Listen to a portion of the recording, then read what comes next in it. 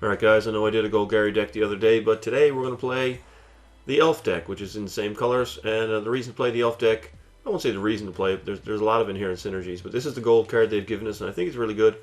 It's a Shaman of the Pack, it's a 3 mana 3/2, and when it enters the battlefield, target opponent loses life equal to the number of elves you control, so you're incentivized for going wide and including a bunch of elves in your deck. You know, pretty easy to build. I've heard cries on, from the Steam players that Thopters everywhere, but I don't see them on Xbox. But what I do see are elves, and a lot of them. I don't think the deck is, people get annoyed with it because they see it all the time, but I don't think it's particularly strong in the sense that it's overpowered like Boros Tokens was last year. I mean, it's a good deck. I'm not going to lie and say it's a bad deck, but I think all the hate comes from the fact that it's just so common. Anyways, it's definitely strong, but it's definitely not top tier in my opinion. It's really, really good, but it's not, unbeatable. So anyways, let's look at my list. I'm playing one copy of Might of the Masses. We're going wide, so we're going to have lots of dudes on the battlefield, and, target creature gets +1/+1 until end of turn for each creature you control. So you just swing with everything, essentially. I'm dumbing it down here, but you swing with everything, target an unblocked guy, and get like +5/+5 under ideal circumstances, but we all know about ideal circumstances. The one card that I did play with and ended up cutting was Thornbow Archer. It's the 1/2 1-drop in black. I think it's a fine card. I'm not going to say to anybody, let's just go look at it. I think it's a fine card. 1 mana, black, creatures. It's the only one. I think this is a fine card. You attack with it, and it's effectively a 2/2 in a lot of states. But it's just another dude, and what I ended up doing was my deck was jam-packed with dudes, and I just wanted a little bit more utility, some extra spells. I don't want to run too many spells because we want to, max out on our elf synergies. You can see at the bottom there that I'm playing 29 creatures and only 7 spells, and that's why I'm not going higher on Might of the Masses, because, I need elves in here. Anyway, moving on. I'm playing all 4 copies of Bone Splinters. Now, this goes contrary to, what some of the cards in this deck want to do, like, the card that I showed you right at the very beginning. You want to have a high elf count. For Shaman of the Pack. Bone Splinters makes you sacrifice a creature, which is going to be an elf in this deck. But it's just so powerful because it's 1 mana and it kills anything, It's not like Reeve Soul where it's 2 mana with a restriction. This is 1 mana, kill anything. You have to have a dude, but this deck is going to be flooded with dudes. We have tokens from Dwynen's Elite, we'll talk about it in a bit. We have Visionaries, they draw you a card, then you just kind of sit there. We have Lissalana Huntmaster creating tokens. We have a lot of food for it. So I think some number of Bone Splinters in the Elf deck is obviously correct. Whether or not it's 4, 3, 2, 1, what the number is, I don't know. But I'm starting at 4 because the upside is real. And I want to test it at 4, and I'll just start shaving if it turns out to be, something that I draw too often. I'll shave to 3, and then we'll keep testing and find out what the real number is. But it should be in the Elf deck, in my opinion. I'm only playing 1 Scarred Vine Breeder. It's 2 mana 1/1, not all that strong, but it means shit's going to die. You're going to sack it to Bone Splinters. You're going to get languished. Shit's going to die. And this is a real big threat in the late game. You never want 2 of these because they compete, where, it's a mana cost and you need elves in your graveyard. So if you have 2 on the field, the second one is basically useless. So it's just a little bit of utility. We'll play 1 copy. Dwynen's Elite, not something you really want to cast on turn 2 in a deck without Thornbow. But curving Thornbow into Elite was so rare that I don't think I'm losing out on a whole lot by excluding that card, because you also need the Swamp and the Forest or the checked land, and you need both of these cards in your hand. It was basically a dream scenario. It was pretty rare, and so I think this card, we have enough other stuff that we can do, or basically do nothing until turn 3, drop an Evo Leap or a Visionary or something. That she's still fine off curve. If it comes down to it, and you have to mulligan to 6, you'll play her. You'll play her as a 2/2 on 2. Which is not the worst thing in the world, but her token is nice upside to have, and you really would like to get it. Going to play all 4 Visionaries. Deck struggles to get, to draw cards. But, so she's an elf, she, gets you through your deck a little bit faster, has all the synergies, draws you a card, and then once she's sitting there as a 1/1, you can sack her to Bone Splinters and kill a big dude. So, I'm going to play 2 Evolutionary Leap. There's been a little bit of a debate going online about how many copies of this card to play. I'm going to stay out of it, other than to say, it depends on the deck. And in this one, it's so weak to Languish, and there's so much upside to this card in a 29 creature deck that's weak to mass removal, doesn't have a lot of card draw, that I think 2 copies in this deck is the place to be. So I'll just move on from there. Lissalana Scarblade. Again, I'm only running one. She's a 3-mana 1/1. Not that great, in terms of stats. But it's you can tap her and discard a card, and target creature gets -X/-X until end of turn, where X is the number of elves you control. So late in the game, you top deck a Visionary, and you can use it to kill a Zendikar Incarnate or something foolish like that. You can, if your board's wide enough, you can kill an Outland Colossus, but you're probably going to win that one anyway if you've got 6 elves on board. But again, like I said, I'm cutting the Thornbow Archers for these types of cards, just to add some more utility into the deck instead of just jamming it with dudes, like vanilla dudes. So we're going to play 1 Scarblade. I'm playing all 4 Deadbridge Shaman. I mean, it's 3 mana, 3 power, and it has an effect when it dies. So, I mean, she attacks like a champ, she blocks like a champ. She dies to a Cool Breeze, but at least when she does, she takes one of her opponent's cards with her. Our opponent's cards, I guess you want to say. So, she's definitely worth playing all 4 copies. Good sack to Bone Splinters, because normally you 2 for 1 yourself. So, at least you get a card out of their hand and call it even. This, we're not really playing her for the Planeswalker side. More, we're playing her for the Elf synergies with upside, and to draw land.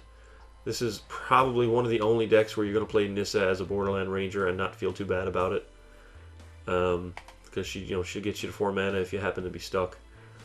And if you ever flip her, I mean, great. Her +1 is not all that fantastic in this deck. I mean, it's good. Her +1 is good everywhere. But, if you're on 7 mana and struggling, drawing an extra card is probably not where you want to be. I think her -2 might be the best. I've never flipped her since, I've only played 10 to 15 games with this deck. But I think her -2 is probably, you drop her and make a 4/4 because you're probably pressuring.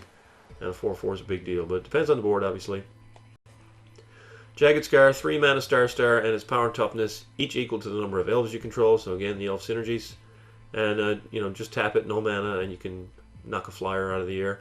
She's one of the real threats in the deck because, 4/4s, 5/5s, 6/6s. It gets out of hand if your opponent doesn't deal with it. So this is one of the deck's real true threats. Got 1 Reclamation Sage, and again, this was another thing that got added after I cut the Thornbows. Just a bit of utility. Knock out an opposing enchantment or artifact. There's a lot of stuff in the metagame that's worth killing. Excuse me, I don't want to go all in on this guy and just run all 3 copies. Because, I mean, a 3 mana 2/1 is not exciting. But having the utility in your deck of being able to deal with it in certain spots is it's worth a slot. Talked about Shaman of the Pack. Dwinin is amazing. Generally when it comes to legendaries, you ask yourself, do I need more than 1? In this case, she's that awesome. You want her on turn 4 because she's a team buff. She's gonna eat removal from your opponent because she's so strong. So the second copy is basically never dead. And a little bit of life gain, and she has reach, which is one of the few creatures, if not the only creature in the pool that has reach. I can't think of another one off the top of my head. But again, so she can block the flyers, she gives you a team buff, and she has a triggered ability. And a 3/4 for 4 is solid stat. Still dies to Reef Soul, but most of the format does, so it's not something you're going to warp your deck around. And then in 4 mana we have Lissalana Huntmaster, 4 mana 3/3, but whenever you cast an elf spell, you get an elf token. So that's another one of the great things for Bone Splinters. You cast an elf, make a token, sack that token, and kill something. But she ups your elf count. Every time you cast an elf, you get 2 elves instead of 1, and that ups that whole Jagged Scar Archer synergy, Shaman of the Pack synergy, and all that stuff that we going on. It's a pretty easy deck to build. I think most decks are going to be fairly similar. You're going to come within 5 cards of each other, maybe 5 to 8 cards, but the core is going to stay the same. I think, it's not a difficult deck to build, and I think that's why you see so much of it in the lobbies because most people just say, hey, elf, jam it in the deck. Obviously, with any deck, there's room for tweaking and optimization, but this one is, this one's a pretty easy deck to build. So here we've got last card in the deck's 2 copies Giltleaf Winnower. I mean, it's got a solid body for its mana cost, considering it has Menace. It has to be gang blocked, so if they don't want to commit, with the 4 power, if they gang block it, you're probably going to take 2 creatures along with it. And, there's a lot of stuff in the format that ability hits. The Murklurkers are 2/4s, the Zendikar Incarnates are star 4s. It's pretty much it's never going to be a 4/4 by the time you cast this thing. There's a lot of stuff in the format that it hits. Graveblade Marauders, Blazing Hellhounds. I mean, there's a bunch of stuff, that is not, that doesn't have square stats. So it's a good card. And, even if you don't get to kill something when it comes in, 4/3 menace for 5 is not terrible. It's not terrible if you don't get to kill something. As far as the mana base goes, we're playing green early with the Visionaries, the Leaps. I skewed a bit heavier towards and the Dwyn's Elite if we want to cast them. This is not really a turn 2 play, and we only have 1.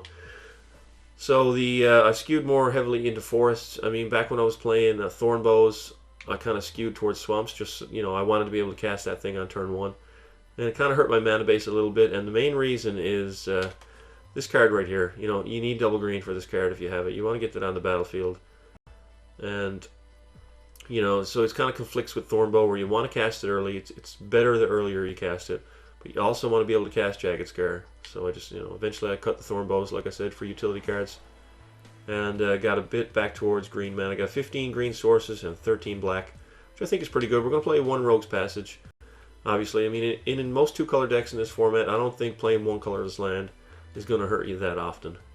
So, it's definitely worth it just to force through a bit of damage. And, it also plays really well with Might of the Masses. You can make something unblockable and then give it a huge pump for just one mana, because, I mean, Rogue's Passage is expensive. It's 5 mana, because you have to tap the land plus 4 others. So on 6 mana, you can make something unblockable, and then plus X, where X is the amount of creatures you control. So this is where I'm at with the Elf deck. So let's take it up for spin in the lobbies, and let's go into a versus battle and see what's going on. So while we're here, I just want to say that big thank you to Force Gaming. He doesn't call himself Force Strategy Gaming anymore. Not sure what happened there, but he played the Golgari control deck on his channel Friday night, and gave me a shout and a link and all that sort of stuff. And I'm pleased to say this channel is now on the other side of 3,000 subscribers. So for everybody who watches the channel who's been here, it doesn't matter if you've been here from the beginning, the middle, or the end. Thanks for taking the time to spend 20-30 minutes a day with me and just hang out, play some Magic, and all that other fun stuff. So I mean, I really appreciate the support. Channel for anybody who's been here a little bit longer. I'm sorry about the way we sent off Duels 2015. I was getting a little bit angry with the fact that I couldn't find lobbies, and I had no interest really in building decks because the pool was kind of the pool was kind of stale for me. I've been playing it all year. Couldn't find the lobbies. There was a whole lot of stuff going on, so I apologize for that. We got a fresh format now. We've got expansions dropping every 3 months to increase the pool. So I think we're going to be fine. I think we're going to be good. So before we start the game, thanks again for all the support, guys. Really appreciate it. And let's find out what Jesus Forest Man is playing. Man, oh man, it takes some. I'm down to rank 38 now. Lost a couple of games testing out an Rakdos Sacrifice deck earlier today. It's got promise. I'm still working on it. Hopefully I'll have it up tomorrow or the next day once I've tweaked a few slots. We're going to mulligan that with no land. Here we've got 4, but we got Visionary, Huntmaster, and Leap. Pretty strong, so we'll keep that. We do have 2 gates, but we can weave those in. We'll see how it goes. So let's just get a gate. Our buddy over here, he's playing 75 cards. So we're starting to see, the advancement of the semi-fat stacks showing up. And he's played Plains and Pass. We are going to Visionary. Picked up a Shaman in the pack, but that's the later gameplay. I'm just going to draw our card. Depends on what we draw, whether we got an untapped land. So I'm definitely going to play Evo Leap into Lissalana and then just push the gate back as far as possible, because I want to cast Evo Leap and leave the mana open for it next turn rather than play Evo Leap and not have the ability available to us. But I also want to cast Scar. Why am I calling her Scarblade? That Lissalana. I want to cast the Huntmaster on curve, so we're going to play basic. He's playing a white-green deck. Can expect that out of Jesus. That's the avatar I picked. And on another note, so okay, we got 3,000 subscribers. Thank you, everybody. But also, picking a different avatar for every single deck is starting to get a little bit annoying. And I think it gives away a little bit of information. So I'd like to pick an avatar, and my elephant is not there. Which really, it really makes me angry that my elephant is not there. So I need to pick a new one. So I don't know, should I do a vote or something? Should I make a vote where everybody votes on what avatar I use for this game or something? Or maybe, I don't know, let me know what you think I should do for an avatar. Question is here, obviously we're not going to Shaman. Okay, so we either Visionary or we Leap. And I do not want to let this Taupen Freeblade get, I do not want to let it get renowned, honestly. If I Visionary, I can double block it. If I Leap, I can fog block it and then sacrifice it. But if he has Grasp of the Hieromancer, then if I Leap, he can just tap down my dude and renown it. So I think I'll just Visionary for now. The Leap can come later.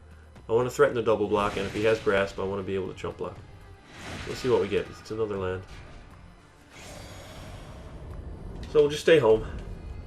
And we'll see if he has if he has a Nimbus Wings, then he's just going over the top anyway. We'll see if that's what he's got.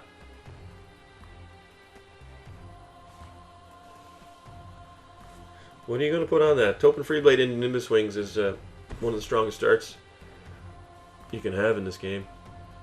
Reminds me of the Boros Aura deck from last year that I played, where you go True Fire Paladin into Nimbus Wings. It was a really strong start. Yeah, he's going to Nimbus Wings that thing.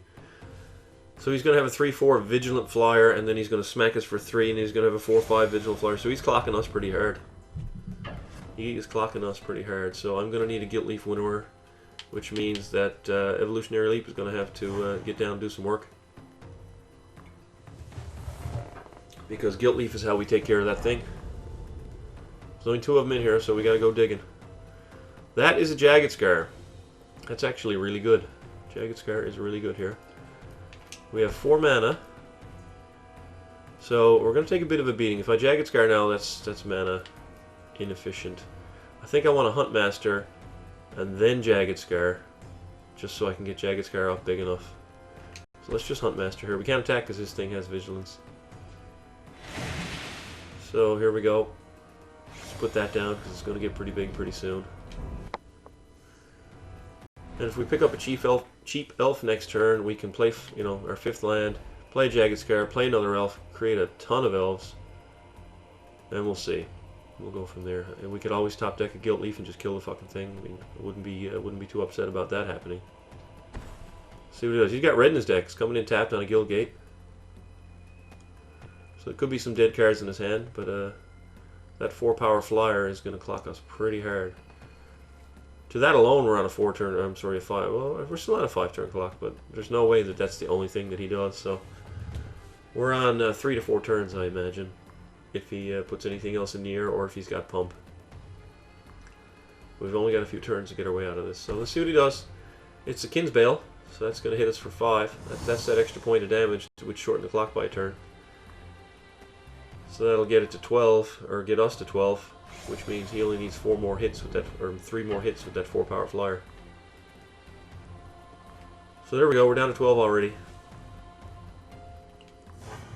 Yeah, Freeblade into Wings, tough to beat, Like Gilt Leaf off the top or a 2-drop elf. It is right on time. Hello, Mr. Gilt Leaf Winnower. How are you today? Let's play the forest. Let's Gilt Leaf. Let's make an elf token and let's kill that Freeblade. Okay. Place the order. It arrived. Thank you very much. There you go. Yes, absolutely. I mean, he could have a Might of the Masses here. I don't want to trade my Lissalana into that for a Might of the Masses. Honestly, I don't. I don't think he has it, but Lissalana with Shaman of the Pack in hand is just too powerful, so I'm not going to attack her. It's just too powerful. Let's see what he's using that red mana for. What type of stuff we can expect. I think it might be Gate into Shaman and Leap next turn. Set up the leaping. He's playing black in his. This is a 4-color fucking deck? Green, red, white, black? The first one I've seen, and I don't know why the fuck anyone would attempt a 4-color deck, especially one that's playing these cards, Freeblade and Nimbus Wings. I mean, obviously that's an aggressive deck. Okay, he's going to put Divine Favor here. So that makes it a 3-5, and he's going to gain 3 life. I don't care about the 3 life so much, but the 3-5. But if he taps it, I'm going to take 3, because I can swing at him for a ton. Yeah, I'm going to take 3 here. He could have pump. Might of the Masses is only +1/+1 here. Titanic Growth is in the pool. I think we're good for now. Picked up Dwynen's Elite. Okay, so we're going to Jagged Scar and Dwynen's Elite, and then we're just going to gather the pack for 1,000,000 eventually. I mean, is there any reason to do this pre-combat? I don't think that there is. Let's just swing here. It's good for 10. We're going to put down 3 blockers, 4 plus the. We're going to get the Scarblade trigger. I keep calling it a Scarblade. It's a Hunt Master. They're both Lissalana. That's 10 right there. He is playing black. If he goes Swamp into Languish, I'm just going to cry. Honestly, just gonna fucking cry. So we're gonna Jagged Scar because it's huge. Get an elf. Actually, no, we're gonna get 2 Huntmaster Trigger. So I mean, Shaman probably just flat out kills him next turn. I mean, I'm not Swamp in Languish is just so it's not gonna happen. So we're gonna get that, and then we're gonna get this, and then we're gonna get that token. So our elf count is now through the roof. It's 10. We can easily tell because we've got a Jagged Scar in play. Cycling around here is bad. I wish to. Yep. We've got a 10-10 on the ground, and we've got a Shaman in the Shaman of the pack here. He's playing a Jagged Scar, but we're just going to burn him out with this. Man, that Guilt Leaf off the top, man. RN Jesus. I'm sorry, there may be a picture of Jesus on the other side, but he's looking at me. He's looking down on me. Thank you, RN Jesus. So let's see.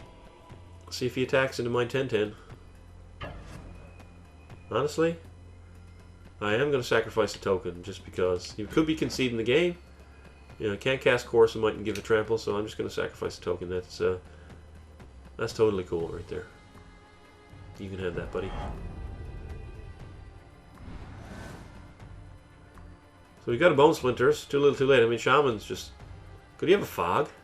I mean, could he have a Fog? Well, let's just swing with the Menace, since he doesn't have enough creatures to block it. And Shaman will just kill him on the other side, so Fog won't do it because this is life loss. We'll see if he wants to Fog one creature. He can't block it.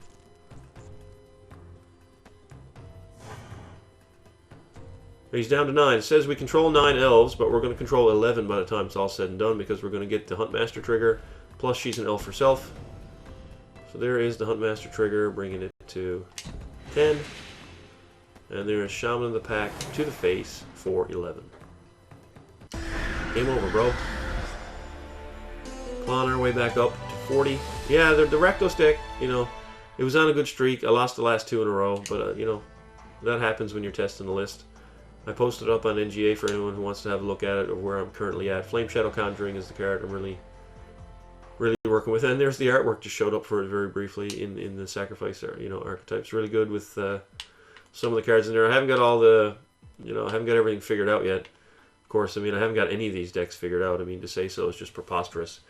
But I mean, I haven't got it to the point where I think it's worth putting on the channel yet. Hopefully another day or two with enough playtesting. But it's on NGA just to get some feedback from you guys as to, you know, some things I could do with it to tighten it up a little bit. So let's get in another lobby. But I really like Conjuring in that archetype. I really like Nantuko Husk and Graveblade Marauder with the Conjuring. I like Priest of the Bloodright with Conjuring. You know, there's some good stuff going on there, but it needs a little bit of work. So see what happens. And I've also told Mega Beast that I'm going to get his blue-white aggro deck. You know, for those of you who don't follow NGA, he's got a blue-white aggro deck out there. I think it's one of the better, from the little bit that I've played it, it's one of the better white aggro decks. But I mean, we all know that the white weenies in this game are extremely strong. But he's got the Frost Links and bounce spells instead of going into green or red, and I think it's a really, really, really good deck. So I just got to put some laps in with it before I take it out on the channel, get a bit familiar with it. So let's see. This is the typical background you're going to see for people who don't customize their decks. I can tell you this guy's deck is called Deck. Because he did not go into the deck customization, change his background and all that sort of stuff. So we're playing against Alex Viper. I'm going to have to start checking now. We saw a semi-fat stack last time. Is he playing 60? No, he's playing 63. We've got a 1-lander. We'll pass on that. Here we have 3 land. Again, we can play Dwindon's Elite on 2. This is one of the, you know, the drawbacks of not running the Thornbow Archer. But we've got Nissa to fetch us a land, so we can move up the top. We've got Shaman, we've got Winnower, and we're on the draw. I think we're fine. We could end up drawing a Visionary here and delaying Dwindon's Elite till another turn. So I think this is a fine hand. But let's see what Mr. Viper's up to. He's playing Dimir, at the very least, although the last guy was playing 4 colors, so God only knows what this guy's doing. We did pick up that Visionary. Perfect. Again, that's 2 orders, you know, that have been placed and received, so thank you. Thank you very much, RNG. Like I say, I'm going to play this on turn 2. Definitely And then very likely just going to jam this as a Borderland Ranger so I can make it all the way up to Gilt Leaf. You know, if he wants to spend removal on it, then bully for him. You know, I'm not here to have a Planeswalker. I mean, if I have another play that's better, obviously I'll make it. There's Evo Leap. Perhaps that's the play I make. We'll see how it goes. I mean, we've got a few cards to draw between now and then. And let's just get the Visionary, draw a random card, and see. So we're looking at Child of Night in a Dimir deck.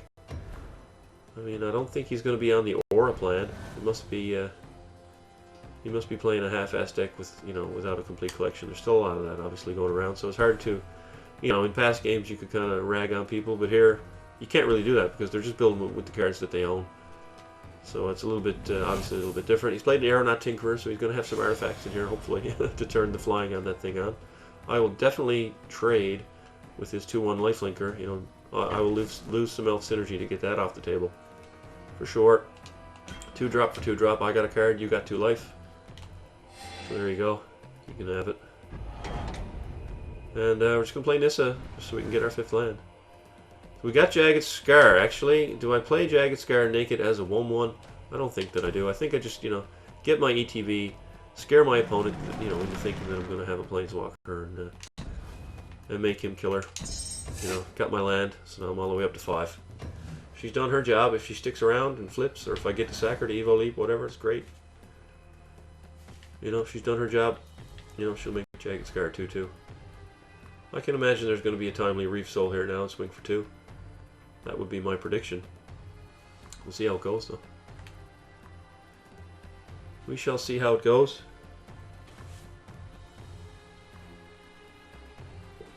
Oh, excuse me. He's thinking about it. You know. Hello. How are you? Wouldn't mind seeing you, but you're a few turns away. It is a Darkslick Drake 2/4 flyer, and when it dies, he draws a card. So he can swing here, just fine. You know, we're going to get the Jagged Scar down, I think. We're not going to block here. We can take 2. We're still on 20. And Gilt Leaf is good against both of the cards, you know, that he's got down on the table. Is this a Dwynen's Elite turn? Actually, now that we've drawn the Visionary, I think we've got 2 2-drops. I think that's the way to go, rather than leave some mana untapped. So we will do this. And I think, you know, we may... Oh, there's Dead Bridge. We may just put down... You know, we're playing against the black deck. We may just put down Evolutionary Leap and start hold open green mana in anticipation of Languish. We're not going to swing Nissa here, because that's one of the best ways this deck has to fight it. You know, you hold open your mana. Your opponent casts it, you sack all your creatures and draw a bunch of cards, and then you've got a restocked hand ready for round 2. So now he's got a Rogue's Passage, which he can activate since that's his 5th land. But he's going to cast a Dreg Reaver. Yeah, this is a guy with an incomplete collection. Playing just a vanilla 4/3 for 5 mana, but we're still not in the greatest of shape here, I'm going to say. We're definitely not in the greatest of shape. So he's going to swing in with both guys. The question is, do I want to get that Tinkerer off the table? Trade a Dwynen and a token. I mean, it's a 3-drop. Here's a 2-drop. I think that's worth it, seeing as he's got some stuff on the board. Now we can play a Gilt Leaf, knock his flyer out of the sky. And, you know, we get to keep our token, obviously, because it was only a 2/3. So, I'm not going to worry about knocking out the 4/3. So here's our Scarblade, where we can discard an Elf card. It's a tap ability, so we got to play it a turn earlier than we can use it. But right now, I think we just Winnower. You know, if we Winnower the ground guy, we can attack. But I don't think that's the right play. I think just getting him out of the skies is where we want to be, and we can play on the ground. What are our other options? We can play 2-drop, 3-drop. You know, we can put down Dead Bridge into... Yeah, let's put down Dead Bridge Leap, actually. Let's do that. Let's put down Dead Bridge and Leap. He can swing with his flyer. We can trade Dead Bridge for his 4/3. And then we'll untap with the Leap available. So yeah, I think that's it's probably a little bit better. Not going to swing. You know, got Shaman here. Again, we've got Gilt Leaf. Got these two guys. You know, we got 5 mana. We can play Jagged Scar and Lissalana. Don't languish here. He's going to rise from the grave.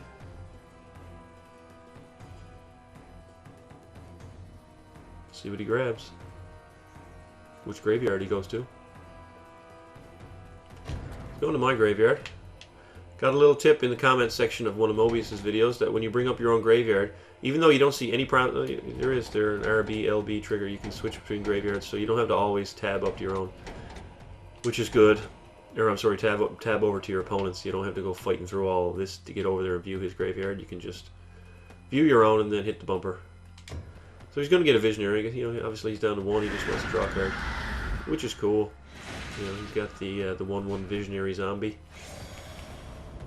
Immune to Cruel Revival. That's one of the best things about Rise from the Grave is you can't Cruel Revival the creature that they bring back since it is a zombie. So he's got his card. He's going to swing in the air. We're still not in terrible danger. Still not in terrible danger.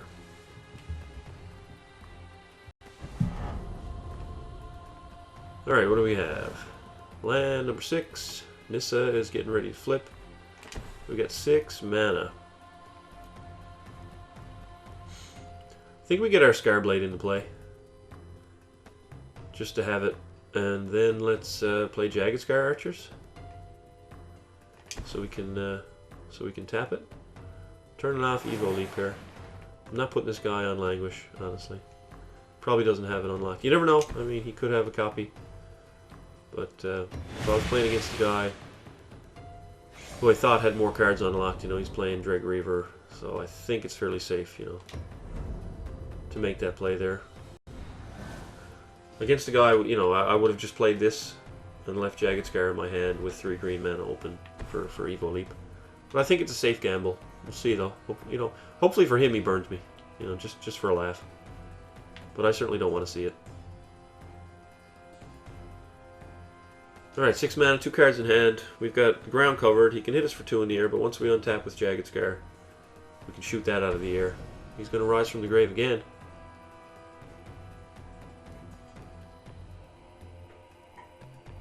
Still, he's going to take our Dwynen's Elite, and he's got the Visionary, so he's going to get the token. Good for him. Good for him. He's got a lot of defense on the ground now, and we're taking 2 in the air.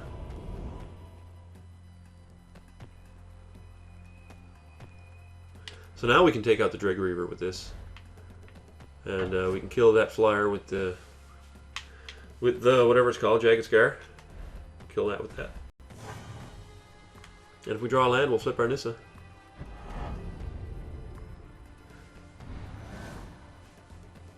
We did. We did flip our Nissa. Alright, let's just do that.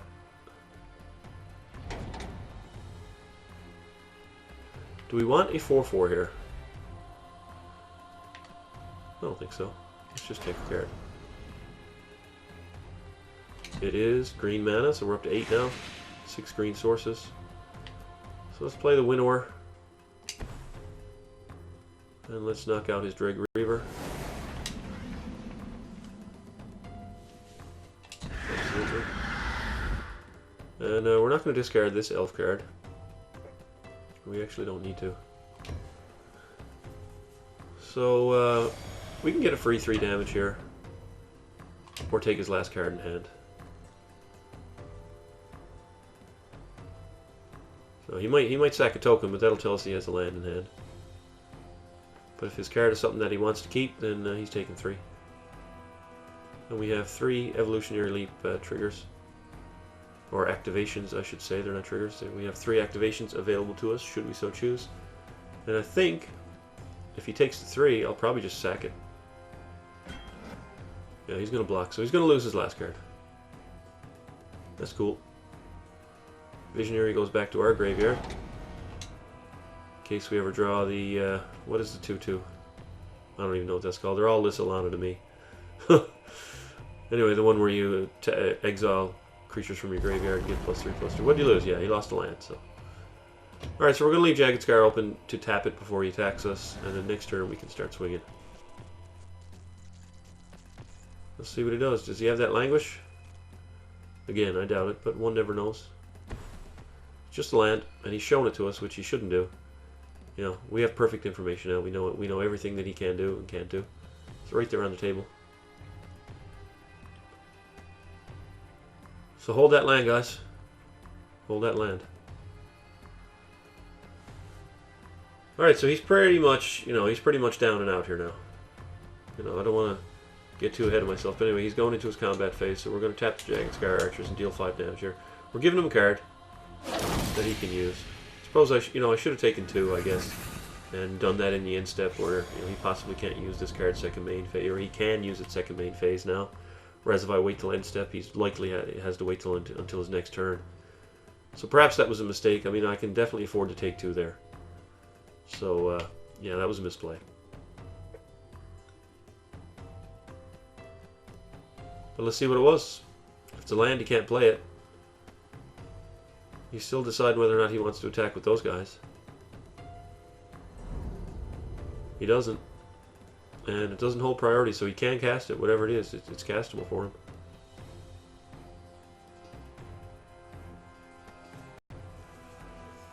So yeah, unless it's an instant, then I was better off waiting until the end step and just taking the 2.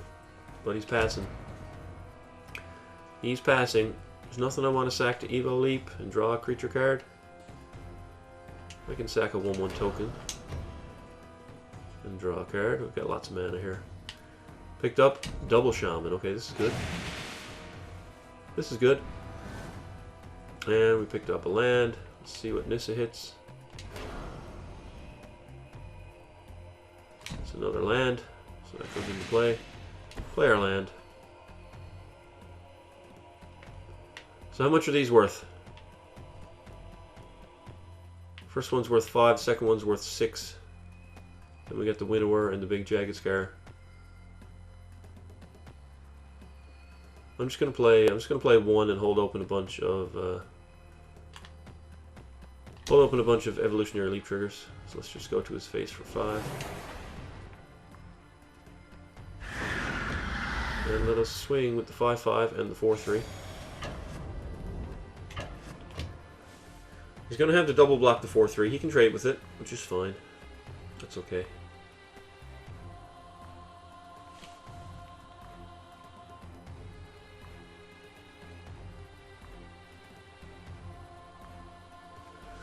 He's thinking. You have to double block, man. It's menace. I'm alright with that.